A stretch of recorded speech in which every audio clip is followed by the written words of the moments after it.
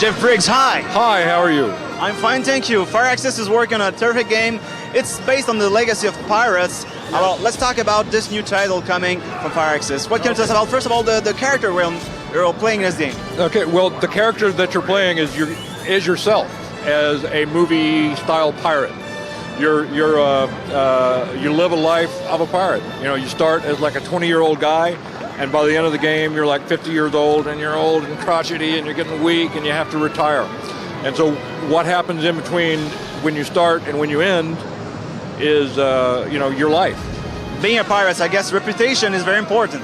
Your reputation is very, very important, but you get reputation by being a good pirate.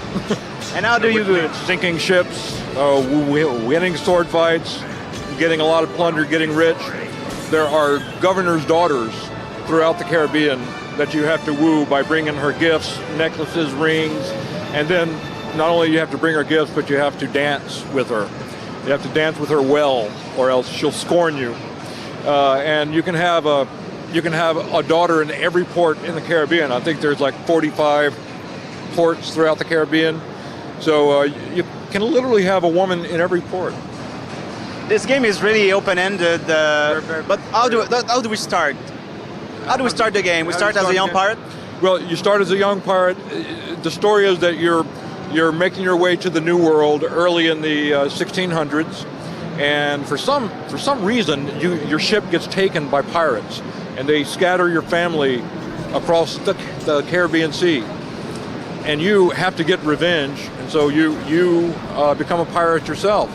And what you do is you can either be a pirate, you can be a privateer, you can be a smuggler. You can try to just win the heart of the governors. You can search for your long-lost family. I mean, there are literally hundreds of things that you can choose to do if you want to. But like you said, the game is very open-ended. It doesn't force you to do anything. You can do whatever you want. Of course, the economy is very important. You can trade goods as usual if you're, for example, a smuggler. Right. Let's talk about the different systems that are in the game, for example, the economy system. Yeah, it's interesting.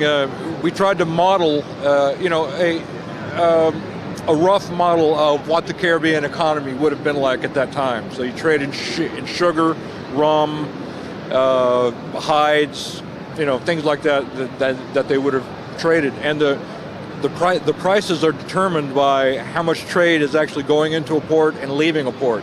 So you can actually affect the economy of a port or the economy of a whole area of the Caribbean by your pirate actions. And if we decide to be a swashbuckler, there's going to be a lot of fighting. There's sword fighting. Yeah, actually, the magic of pirates, if you will, is that it's a collection of lots of different genres. Of course, at the time that the original game was made, back in 1987, there were no genres. And so we were inventing them as we went along. There's a fighting game, there's a ship-to-ship game, there's a real-time strategy game where you try to capture an enemy town, there's a dancing game, there's a stealth game where you're sneaking through the town at night, and it's all melded together into this sort of seamless life, of a pirate. Thank you very much, Jeff, and congratulations for such a terrific game. Yes, well, thank you very much, and thank you to Windows XP for providing all the tools that we need to make the game work.